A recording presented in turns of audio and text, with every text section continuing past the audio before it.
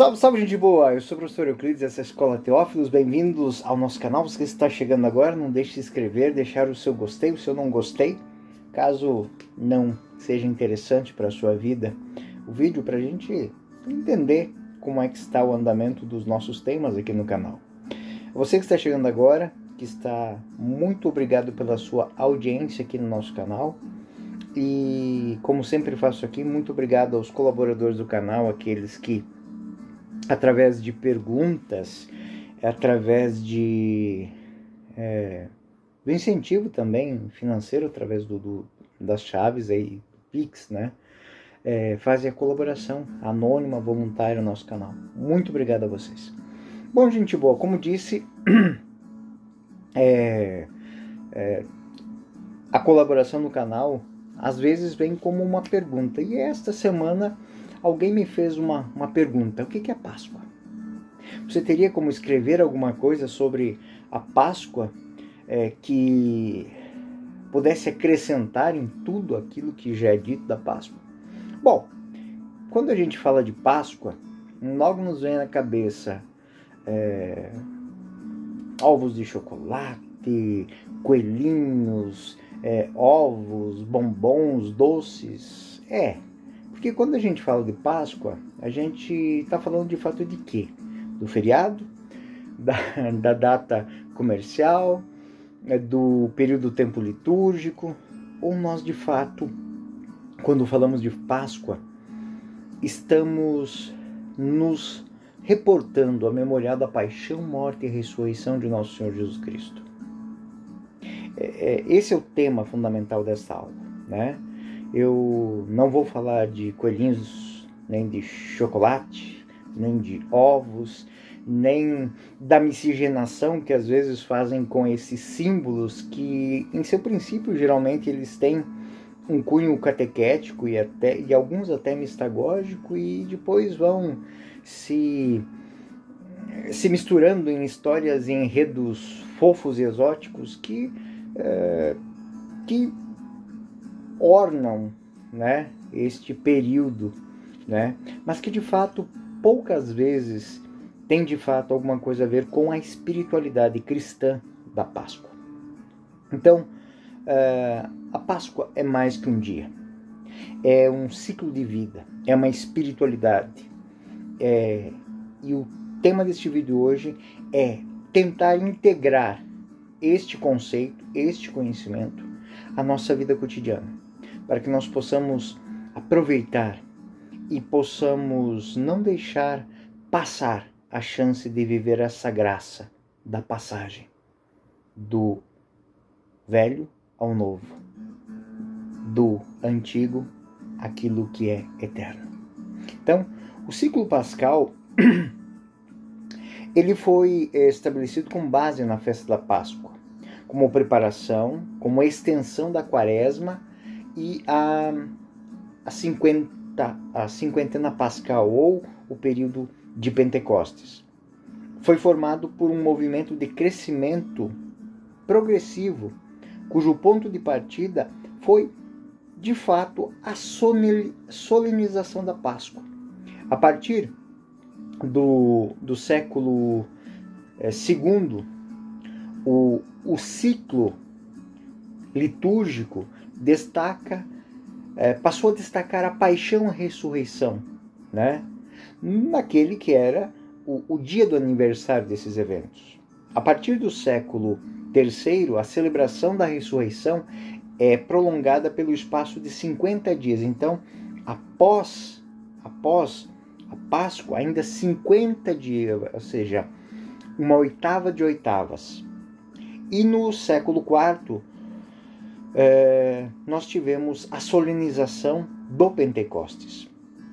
Por outro lado, a celebração da Páscoa, desde muito cedo, incluía o jejum, a preparação, que eram concluídas nos dias da paixão. Um jejum longo, né, que se expande em um tempo de preparação para a Páscoa. Um tempo de 40 dias que antecede a Páscoa e que é a origem da Quaresma. Dentro deste tema, algo muito importante é o Tríduo Pascal. E nós vamos gastar um pouco do nosso tempo aqui nessa aula entendendo o que é o Tríduo Pascal. A origem, a evolução desta grande celebração que a liturgia chama de a mãe de todas as celebrações. O novo missal romano ele vai falar do Tríduo Pascal como sexta da paixão, morte, sábado do sepultamento e o domingo da ressurreição. Na quinta-feira, ela serve como a abertura, antecipando o mistério pascal, a celebração sacramental. Assim, podemos dizer que o missal ele voltou ao uso primitivo da Páscoa, que indicava a celebração penitencial, jejum, da morte do Senhor, ordenada à celebração eucarística da ressurreição, de modo a mostrar que existe uma unidade no mistério pascal feito de morte e de ressurreição. E uma vez que os ritos da vigília pascal são separados da noite e movidos para a véspera, um novo, né? E quinta, sexta e sábado, onde se é criado o Tríduo Pascal. Então, o termo pascal é reservado para a Páscoa da Ressurreição, o Domingo Pascal, celebrando a unidade da celebração com a Páscoa. Não há, propriamente, documentos explícitos da celebração da Páscoa cristã no tempo apostólico, mas algumas indicações sugerem que a festa judaica, a Páscoa judaica, passou para uma festa cristã, com o rito parcialmente renovado e, acima de tudo, com um novo conteúdo. Não mais a espera, a memória da passagem do Mar Vermelho, a memória, não, mas a passagem da vida do pecado à salvação, da morte à vida. No século II, um texto apócrifo chamado Epístola Apostolorum, que em tradução livre é a Carta dos Apóstolos, nos fala da Páscoa como uma celebração anual, que tende a fazer uma comemoração da morte e ressurreição do Senhor. Então, podemos dizer que existem estes textos que, obviamente, mostram que a festa cristã ela substituiu a festa judaica para as comunidades judaico-cristãs. No século II e III, a Páscoa já se caracteriza como um jejum, paixão e morte do Salvador, concluído com uma liturgia eucarística, o ato da ressurreição. Contudo, existia uma discrepância no período em que se celebrava. Os orientais celebravam o mistério pascal no dito 14 de Nissan, concluindo o jejum naquele dia com a celebração eucarística, ou seja, exatamente aquilo que os hebreus faziam. Os ocidentais prolongaram o jejum no sábado e concluíam com a Eucaristia no domingo da ressurreição. Então, esta era uma pequena e que temos até hoje. No ponto de encontro entre o mistério da paixão e da ressurreição, nós temos a noite de Páscoa, que é a solenidade da noite pascal, que é o ponto central da celebração do mistério da salvação. É o terceiro dia do Tríduo Pascal. É o primeiro dos 50 dias pascais, que conclui-se com a preparação e inauguração da celebração do triunfo do ressuscitado com a vinda do Espírito Santo em Pentecostes. Isso tudo é a compreensão do mistério de Cristo Salvador e é o mistério do cristão salvo. A Páscoa, portanto, é essa celebração, é a celebração do mistério da salvação que atualiza a misteriosa eficácia, ou seja, o sacramento da misericórdia divina, como diz São Leão Magno, né, no Sermão 41. Na vigília pascal, através da celebração, a Igreja, Cristo aplica de modo particular à Igreja a força salvífica de sua morte, de sua ressurreição. Deste modo, o mistério da Páscoa é ao mesmo tempo o mistério de Cristo e o mistério da Igreja, seu corpo. Quais são os ritos essenciais da vigília pascal? Bom, a celebração pascal é instrumento de ação salutar de Cristo, morto e ressuscitado, esta está centrada nos dois grandes sacramentos: o batismo, que introduz o homem na igreja, realizando nele o mistério da morte e ressurreição de Cristo. E nós temos um texto muito bonito, que é Romanos 6, 3, 8. E a Eucaristia, que é o memorial por excelência da morte e ressurreição. E sacramento pascal por excelência. Todos os domingos nós revivemos a celebração pascal. O início, todas as celebrações litúrgicas da Eucaristia remontam este momento pascal.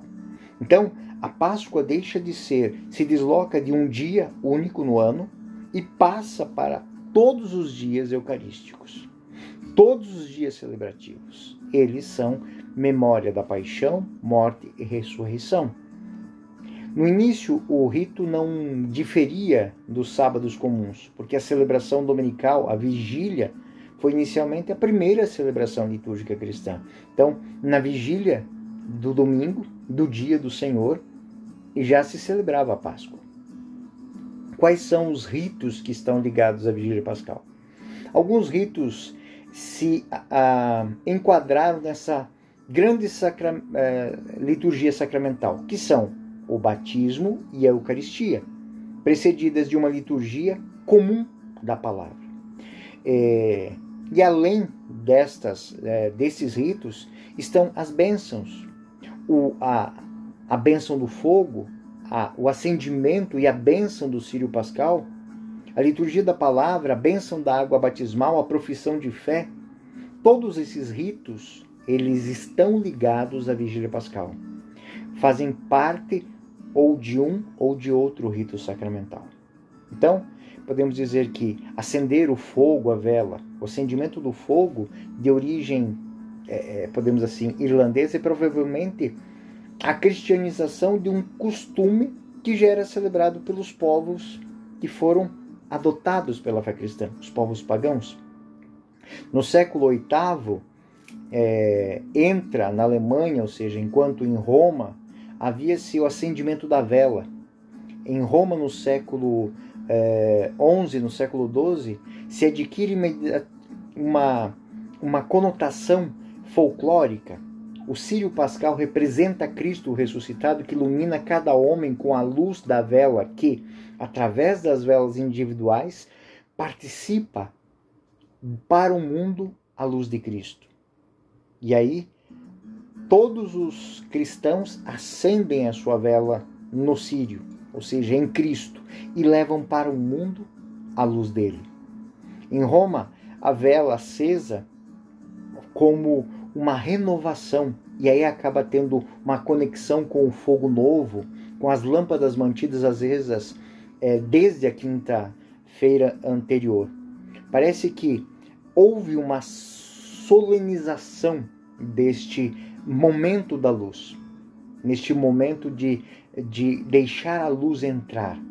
Esse símbolo da luz é uma celebração da ressurreição. Houve, com certeza, trazido do Oriente, onde em Jerusalém, todas as noites, velas são acesas, lâmpadas eram acesas e guardavam o Santo Sepulcro. Então, uma tradição que vai se misturando a outra. Para a ocasião, além da aclamação da Eis a luz de Cristo, houve também o louvor à luz, testemunhada na África por Santo Agostinho. O sacramentário gelasiano também fala do rito, o rito das velas, Laus Serei. Esta composição, já chamada de a bênção das velas, tomou o nome de Anúncio Pascal e é precedido de uma fórmula sacramental de bênção da luz. Aí nós temos outro item, que é a liturgia da palavra. A universalidade do rito batismal, integrada à liturgia pascal, poderia levar ao fim, de uma tradição apostólica. Então, a vigília começa depois da luz de abertura com uma liturgia palavra, ou seja, onde existe a luz, a palavra se manifesta e anuncia o mistério pascal e atualiza que é atualizado pela presença de Cristo que atua na igreja. Então, a luz que vem de Cristo, unida à palavra, ilumina a igreja. Então, é uma celebração com muitas leituras. Então, o número das leituras durante a história variou de 4 a 10, chegando no ritual, na tradição galiciana, até mesmo a 12. Né? A reforma de Pio XII, em 1951, restaurou o número de 7 leituras, mais a leitura do apóstolo do evangelho. Então, todas as leituras, elas vão tender a fazer o homem entender a sua caminhada para Deus. A sua caminhada para Deus. E aí, nós temos a bênção da fonte e a profissão de fé. Na renovação da Vigília Pascal, a Igreja realiza a bênção da pia batismal. Mesmo que não haja um catecúmeno, se propõe que todos os fiéis façam a renovação da sua profissão de fé. Não se trata de recordar, mas de reconfirmar, de atualizar na realidade o nosso chamamento a sermos filhos de Deus. De encontrar, de fazer com que espiritualmente nós busquemos reconhecer o caráter de batizados e buscar atualizar isso em nossas vidas cotidianas. A bênção da água é celebrada como um dos maiores textos da literatura romana, no qual a doutrina do batismo atinge uma plenitude de expressão difícil de se encontrar em outros textos litúrgicos. Divide-se em 2 partes, né? A bênção, né? Que é tratada com uma anamnese composta de temas veterotestamentários, a criação, o dilúvio, a passagem do Mar Vermelho, e 3 do Novo Testamento, o batismo no Jordão, o derramamento da água, o sangue na cruz, o derramamento de batizar nos apóstolos, e uma epíclise, como uma certa tipologia nupcial. Olhe com que amor amou a sua igreja. Em seguida, é retomada por invocação: desça sobre esta água. A profissão de fé, ela se articula nesse rito com um duplo momento. Primeiro, a renúncia do mal, e depois a adesão a Deus Pai através do Filho na unidade do Espírito Santo, que nos dá o selo de pertença à igreja. A profissão de fé representa, portanto, para os batizados, um dos 2 ápices da Vigília Pascal. O primeiro, de fato, é a renovação da fé. É o abraçar a fé. E aí nós temos a missa pascal, que é a Eucaristia, que é o segundo ápice da Vigília Pascal, que é o memorial eficaz da ressurreição de Cristo e do cristão, e a forma mais plena da exaltação pascal, onde Cristo está no meio de nós. Na Vigília Pascal, a celebração da passagem, porque a Vigília Pascal é a celebração da passagem, de Cristo e do cristão da morte para a vida, onde se unem os 2 lados do ciclo, o lado penitencial, que é o período quaresmal, e os períodos exultantes, que é os 50 dias pascais, que vão até Pentecostes. Nos tempos antigos, os neófitos, ou seja, aqueles que recebido o batismo, retornavam à igreja e se aproximavam do altar para cantar o Salmo 42. Eu virei ao altar. Com vestes brancas e velas acesas, eles participaram pela primeira vez da Eucaristia, após a sua iniciação cristã. Os mistérios sagrados, no entanto, foram totalmente explicados a eles na semana seguinte, dedicada à Semana da Mistagogia, ou seja, a iniciação aos mistérios. Então agora, partícipes do mistério, eles são inseridos, eles são iniciados, eles são instruídos sobre os mistérios pascais. Então, vejam como existe uma concatenação neste rito. A missa, já no século IV e V, é enxertada na liturgia da palavra com o Glória, que é uma coletânea e as leituras. No final deste tempo, há a liturgia batismal, em seguida a liturgia eucarística.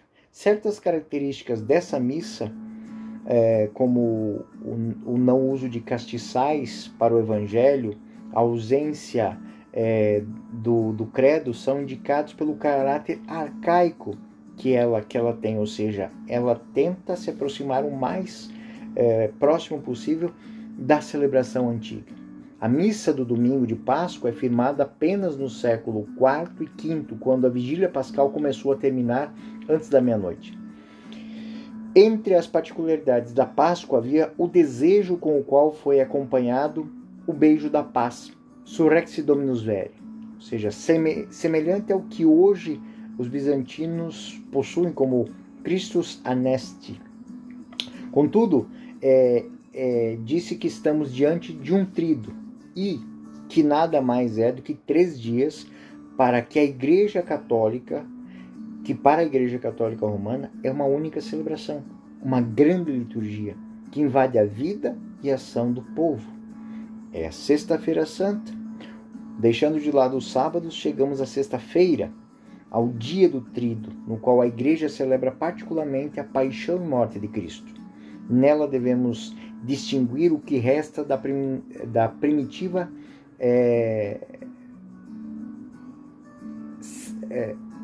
celebração das adições, ou seja, adoração da cruz e comunhão dos pré-santificados, ou seja, não há liturgia eucarística nesse dia. Então, existe a adoração da cruz e existe a comunhão da Eucaristia que já foi preparada.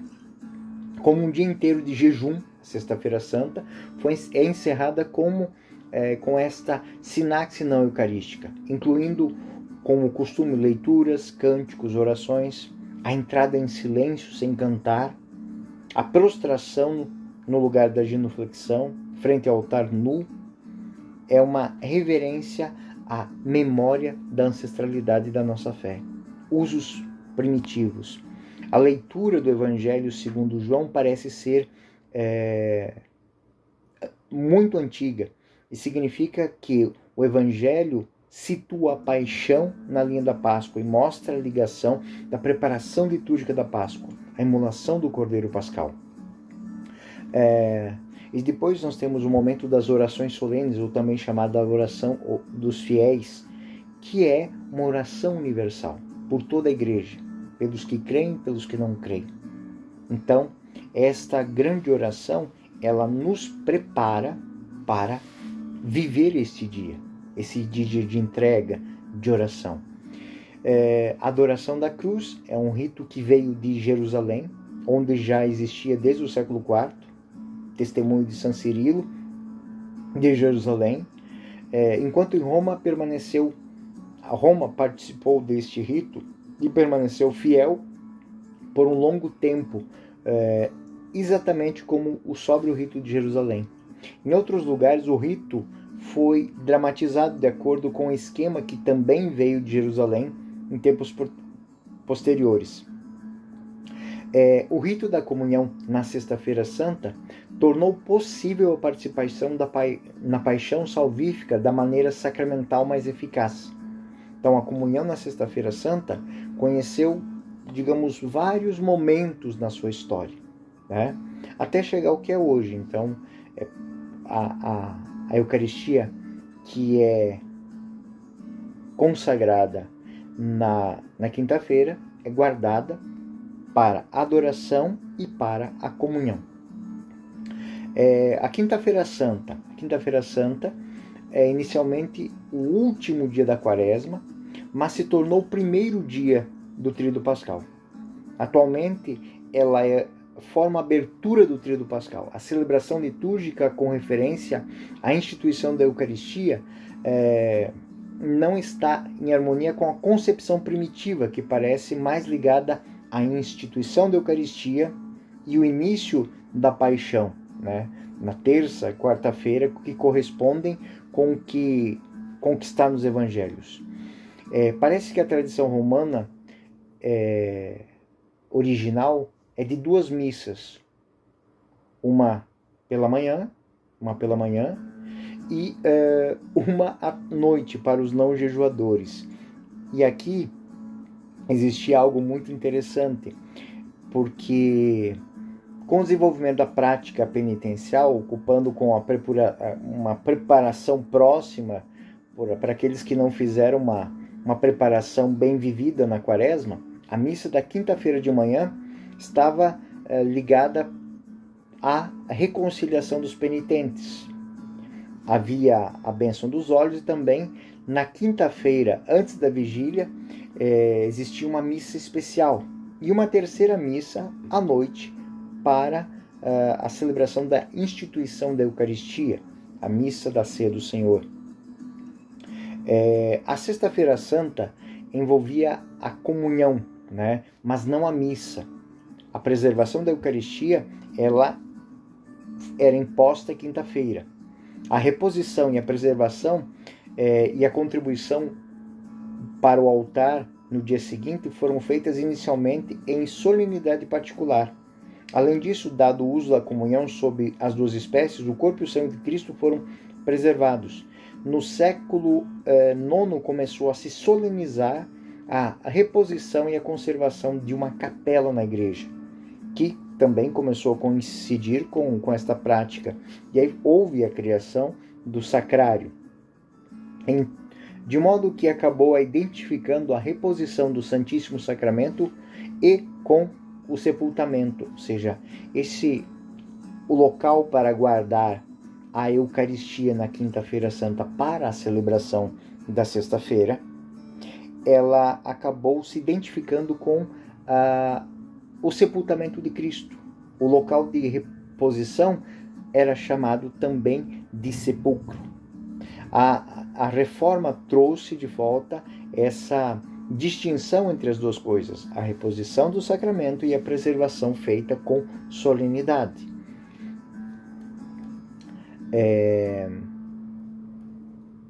Esta reforma, esta maneira de celebrar, também ainda temos na quinta-feira a celebração do lava-pés, ou a celebração do mandato na liturgia da Quinta-feira Santa, que é uma tradição de introdução medieval. A reforma inseriu-se antes da preparação dos dons, ou seja, a reforma litúrgica colocou a celebração do lava-pés antes da preparação dos dons, para enfatizar uma analogia entre a ceia e a repetição eucarística. O evangelho do lava-pés, embora não se refira à instituição da Eucaristia, apresenta a atitude fundamental de Cristo no ato de sua morte. Atitude que tornou uma oblação sacrificial um ato de culto supremo. Eu não vim para ser servido, mas eu vim para servir. Então, estes são aqui um pouco da história do Tríduo Pascal. De uma maneira muito simples, esse pequeno vídeo é para que a gente entenda que esta celebração não são celebrações, mas é uma única celebração. O Tríduo Pascal é uma celebração contínua que permeia a nossa vida. Muitas tradições, muitos ditos vêm de uma maneira muito simples de entender isso. As pessoas evitavam fazer trabalhos nesses dias para que se pudesse apreciar mais, se pudesse meditar mais. As refeições feitas em silêncio, feitas com sobriedade, tudo isso para dar um foco maior a este momento, a quinta-feira, sexta e o sábado na celebração da Vigília Pascal. Então, todos estes momentos preparam para o domingo de Páscoa, o dia, de fato, da ressurreição. Então, celebramos uma liturgia de unidade, uma liturgia que nos faz entender que estamos diante do mistério, o mistério da salvação, que todos nós batizados não celebramos a Páscoa somente no domingo de Páscoa, mas a Páscoa permeia a nossa vida. Todas as vezes que vamos ao altar eucarístico, estamos vivendo, revivendo nos alimentando do mistério pascal. O mistério pascal, ele está presente no batismo, na confirmação, ele está presente na unção dos enfermos, ele está presente na reconciliação, ele está presente na ordem, ele está presente no sacramento do matrimônio. Por quê? Porque a Páscoa não é um dia, mas é um estado de espírito. É um estado de resposta a um chamamento a dizer não ao pecado e sim à santidade. É uma experiência de se encontrar com Deus cotidianamente, nas palavras, nos pensamentos, nas atitudes, nas ações, que nos reúne ao redor de uma mesa, celebrando a nossa história, celebrando a nossa vida, celebrando os dias em que Cristo caminha conosco. Um dos nomes mais antigos da igreja é o caminho. O caminho que nos leva a esta passagem da antiga vida à vida nova, do pecado à santidade, à vida bem-aventurada. Então posso dizer que a Páscoa é muito mais. A Páscoa é muito mais que um dia. A Páscoa é um estado de espírito que permeia todos os dias do ano, para aquele que vive e entende o batismo que recebeu. É um momento não de espera, mas é um momento de caminhada para. É um momento ativo diante da graça de Deus. A verdadeira Páscoa, ela é como aquela luz que se acende à porta das igrejas, das catedrais, que vai se espalhando na mão de cada um dos cristãos e ao entrarem no templo que representa a eternidade, ilumina tudo. Esta é a grande realidade. Esta é a grande celebração da Páscoa. Esta é a tradição que nós recebemos de nossos ancestrais na fé. Esta é a celebração, este é o espírito da celebração que devemos transmitir às próximas gerações. Esse é o motivo desse vídeo. Eu sou o professor Euclides, essa é a Escola Teófilos. Até o próximo vídeo. Vai haver sim o vídeo número 2 desta sobre a Páscoa, catequese sobre a Páscoa. E eu gostaria que vocês também assistissem esse próximo vídeo. Ele vai tratar de uma maneira mais geral também sobre temas pascais, tá bom? Eu sou o professor Euclides, essa é a Escola Teófilos. Até o nosso próximo vídeo. Fiquem com Deus e uma feliz e santa Páscoa cotidiana na vida de vocês.